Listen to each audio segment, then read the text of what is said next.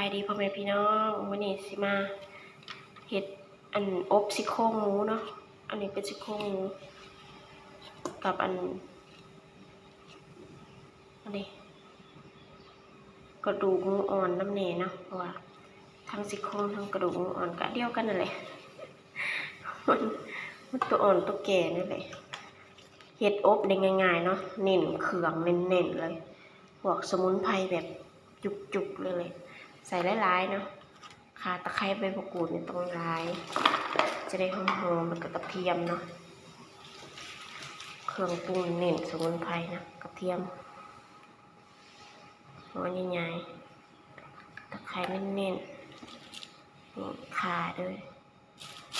ใบมะกรูดใส่ไปเลยจุก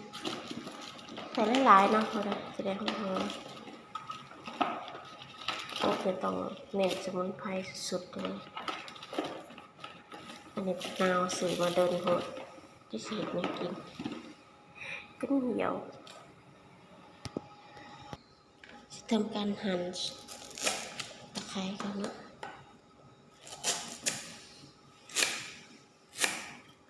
หั่นใส่หลายๆแล้วก็มีผงกะหรี่น้ำหอมด้วยใส่ผงกะหรี่นะใส่หอมค่ะเอาแต่ตะไคร้เนี่ยเอาแต่อ่อน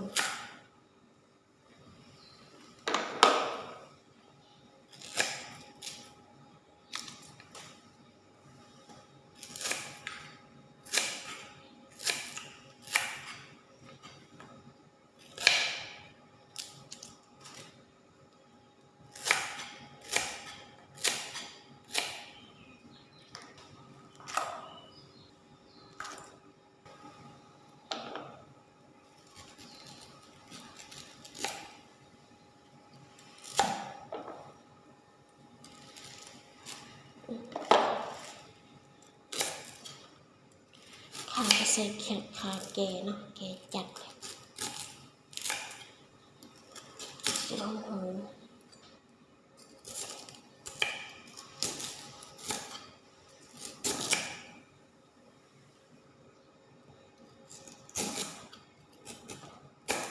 โอ้ยเคียงก็ได้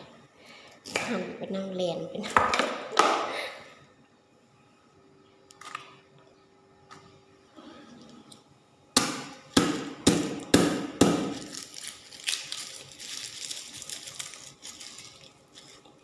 เทียมมันก็บอกเอาไปถูกให้มันแตกๆได้หน่อยแล้วก็ปอกง่ายนะทำมาแตกกับปอกเนี่ย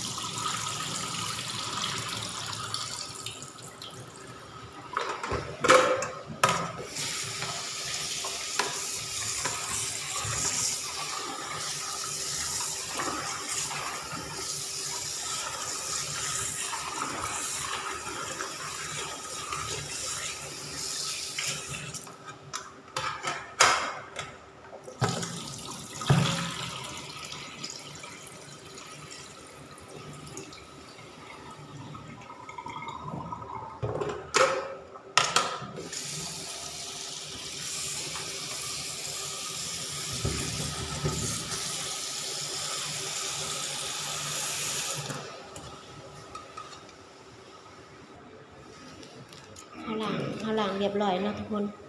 เอาน้ำใส่เข้ามาถั่วหมูเลยขนมใส่ลงไปใส่ผงกะหรี่นะ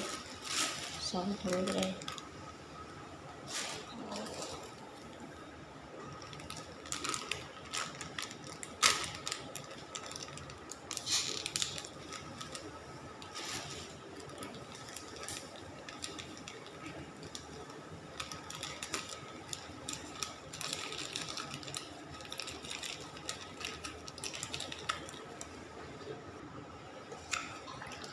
คนมันเข้ากันแล้วก็ไปข้างหนึ่ง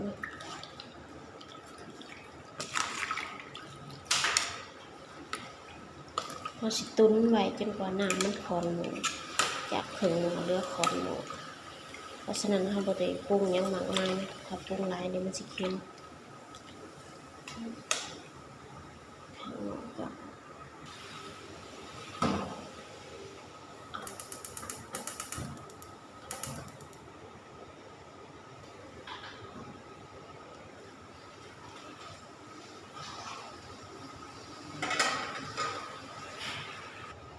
เครื่องปรุงเขาปรุงเพิ่มเนาะสิมีเกลือแป้งนัวรสดีแล้วก็น้ำตาลเนาะใส่อย่างละหน่อยบ่ได้ใส่หลายนะนี่ใส่อย่างละหน่อยเพราะว่าเขาใส่อันขนมก่อนแล้วเนาะถ้าเขาใส่หลายมันสิเค็มว่าน้ำมันบกมันก็สิรสชาติมันสิเข้มข้นนะแล้วก็เขาก็สิใส่น้ำปลาแดกหน่อยหนึ่งเนาะขาดบ่ได้เด้น้ำปลาแดกนี่เจ็ดน้ำซุปความนัวเข้มข้นแต่อย่าปรุงหลายนะบอกย้ำหลายครั้งเลยว่าถ้าทุกคนสิเฮ็ดอบนะห้ามปรุงหลายเด็ดขาดเพราะฉะนั้นเวลาน้ำมันนั่นคอนก้นน้ำมันบกเลยมันสิเค็มเนาะเอาปรุงหลายตั้งแต่แรกนะทีนี้เฮาก็ปิดฝาไว้บ่ได้เปิดเลยนะจนกว่าน้ำสิบกเราก็สิปิดสนิทเลยอบไว้อยู่ในหม้อนี่ตุ้นไปเลยเป็นชั่วโมงก็แหละกว่าน้ำมันสิคอนหม้อเนาะเราก็ระหว่างรอเราก็ไปเฮ็ดอย่างอื่นอาบน้ำแต่งตัวรอเลย เดี๋ยวบัดชุกสิบ่เบิ่งเนาะรอบสุดท้ายตอนนี้แล้วแต่แดนนี่อบซี่โครงหมูเขาสุกแล้วเนาะต้มมาประมาณ50 นาทีแล้วอีก10 นาทีก็พอดีชั่วโมงหนึ่งเนาะนี่หน้าตาต้มจนน้ำมันแข็งแหละน้ำแบบน้อยๆเนาะจากเครื่องหม้อเหลือคอนหม้อประมาณนี้นี่แหละหน้าตาเอาตุ้นไปเรื่อยๆเปื่อยซี่โครงอบซี่โครงหอมแต่หอมเองหอมแบบสุดๆไปเลยบ่ได้บ่เคยกินลองอบเบิ่งนะสิ่งข้อห้ามที่เฮาอบเนี่ยก็คือห้ามใส่ส้มเนาะถ้าใส่ส้มปุ๊บมันสิเป็นต้มยำมันบ่แม่นอบเด้อทุกคนต้องใส่ข่าตะไคร้ใบมะกรูดแล้วก็กระเทียมเท่านั้นเนาะแล้วก็ผงกะหรี่ขาดบ่ได้เลยใส่หลายเสร็จหลายหอมเฮงค่อยสิใส่เห็ดครั้งหนึ่งต้องใส่2 ถุงเนาะแต่ใส่ถุงหนึ่งมันความหอมมันบ่ได้นะประมาณนี้หอมเดี๋ยวตุ้นอีก10 นาทีก็ได้กินแล้วนะให้เบิ่งซื่อตอนนี้มันก็สุกแล้วถ้าแบบผู้ใดหมักสดน้ำก็ประมาณนี้แหละพอดีเนาะคือแบบน้ำคลุกคลิ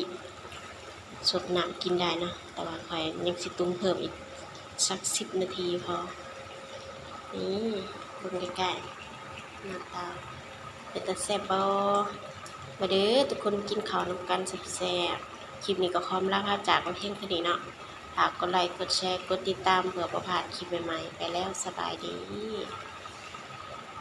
เม่นให้กำลังใจเด้อ